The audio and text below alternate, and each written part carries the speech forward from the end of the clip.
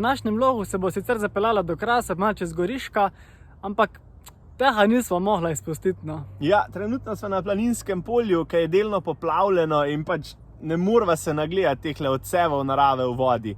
Pa še končno sva dobila v svoje roke novo Octavio za Golfom in za Leonom, pa še v najbolj popularni različici je, karavanski seveda. Več o Octavii si bomo pogledali malo kasneje, zdaj pa poglejte še malo tole z nama.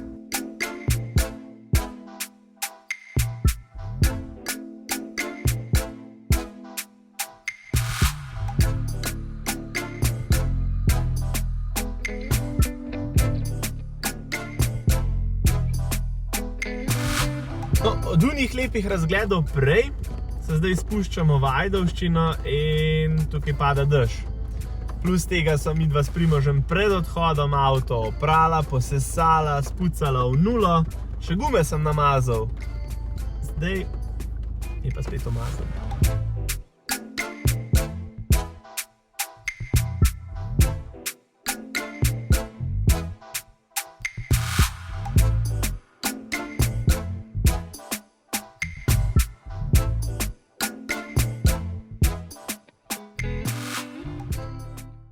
Najni plani so se lih malo spremenili, se ste videli pač dež, če ne bi bilo dežja, je bilo res spet čudno, a ne.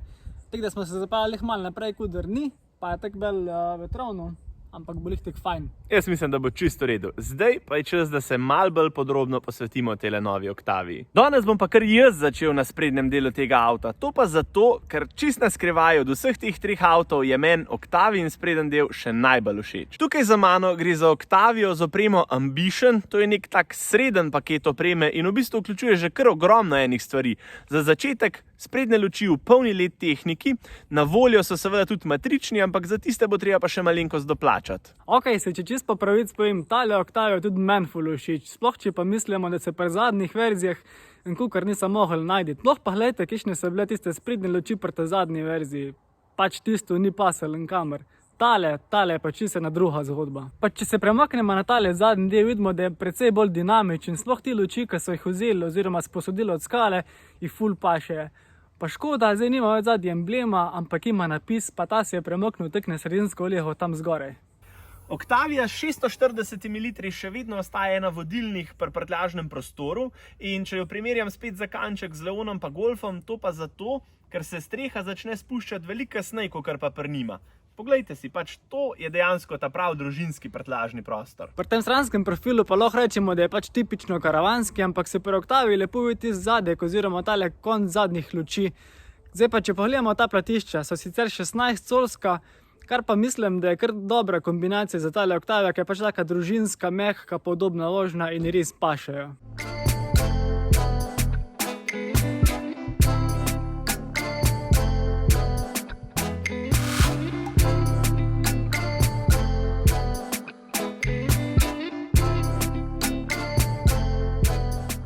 Zdaj pa je čas, da se posvetimo še notranjosti tele Octavie in jaz imam tukaj kar ogromno enih stvari za povedati. Prvo je tukaj nov Škodin volan, ki je zdaj samo dvokrak, sicer če doplačate za Sportline volan, imate potem navadenega športnega trikrakega, ampak meni je vizualno tudi ta izjemno všeč. Tukaj sta dva vrtljiva gumba, ki sta po izgledu malo bolj posebna, taka svetleča, je pa res, da se moraš na upravljanje z njima malo bolj navaditi. Potem pa so tukaj še tiste osnovne kontrole za upravljanje radia in pa vseh teh asistenčnih sistemov, pa tudi zadev na tem digitalnem zaslonu tukaj na sredini. Pri novi Octavii so zdaj končno na voljo tudi digitalni merilniki. Tukaj se vam lahko prikazuje seveda tudi navigacija, pa spreminjate lahko različne poglede, različne dizajne, pa verjetno v verziji RS bo tudi malo bolj športen izgled. Zdaj pa, če se premaknemo tukaj na osrednji del, tale zaslon, kakor vidite, je malo manjši, kakor bi ga pričakovali. To pa zato, ker je to oprema Ambition in tukaj pač dobite tazga. Če pa doplačate oziroma vzamete drug paket opreme, pride pa tisti malo večji, kjer je pa potem gor še več informacij. Ampak vse osnovne stvari, ki jih potrebujete, so seveda tudi tukaj gor. Bi pa pohvalil, da so tukaj ohranili tudi analogne gumbe, ki so v bistvu bližnjice do nekaterih najbolj pomembnih stvari, recimo nastavitve avtomobila, pa potem klimatske naprave, pa tudi za odrositev sprednje in zadnje šipe. Zdaj pa, če gremo še tukaj spodaj, velik predalček za odlaganje, tukaj je možnost dokupiti tudi brezžično polnjenje telefona, 2 USB-C priklopa, ročica ročnega menjalnika in pa seveda tukaj 2 cup holderja, pa prostor, kamor odložite ključ, pa seveda tudi elektronska ročna zavora.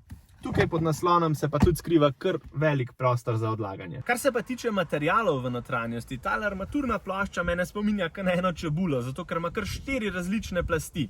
Tale zgornja je taka hrapova, ampak izjemno mehka na otip. Tale gloss del je pa v bistvu iz takih vzorcev, kakor se nahajajo tudi v zadnjih lučeh. Pa tudi tale spoden del je v bistvu iz mehke plastike, samo tukaj spodaj se potem nadaljuje malo trša. Še ena stvar, ki jo moram pa obvezno poudariti, so pa tele sedeži. Čeprav Octavia sploh ne velja za najbolj športno v svojem koncernu, so po obliki in po bočni opori tele sedeži še najboljši.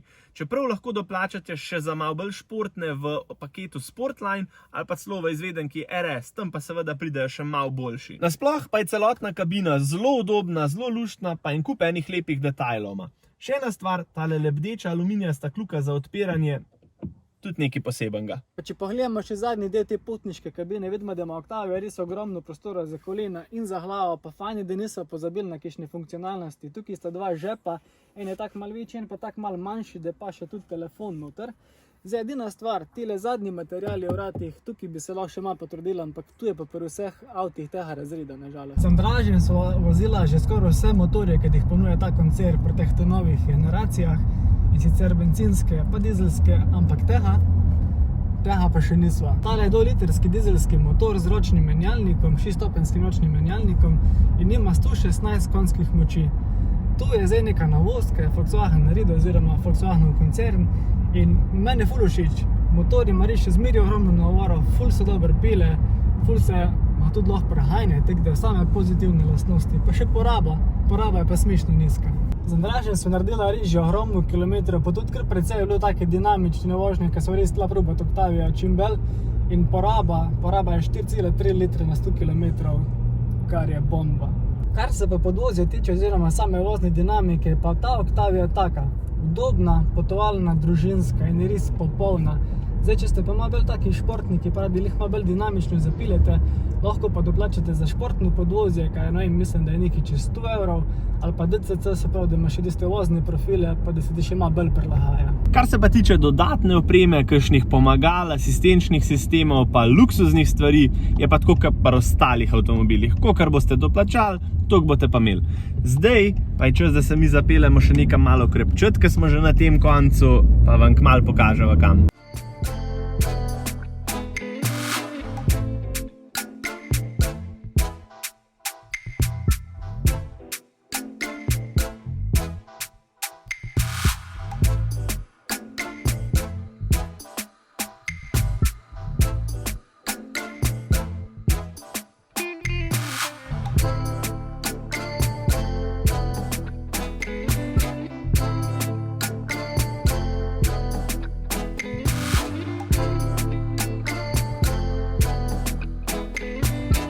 Ok, zdaj pa še čas, da zaključiva tale vlog. Noter nažalost nisem mogla nič posnet, ker je bila ful muska na glas in pač na YouTubeu to ne deluje v redu.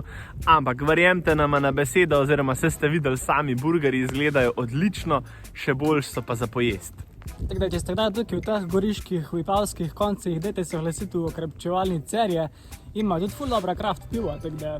Ja, pa je sladička, ampak mi smo se danes kar orang najedli. Tako da, to je to. Octavia je bila odlična, izlet je bil odličen, pa še najedli smo se dobro. Avtohiša Stavanja, hvala za tole luštno Octavio, pa se pa mogoče slišimo spomladi za kakšno tako malo bolj našpičeno Octavio. To je to, če še niste subscribali, dajte, pa se vidimo v naslednjem vlogu.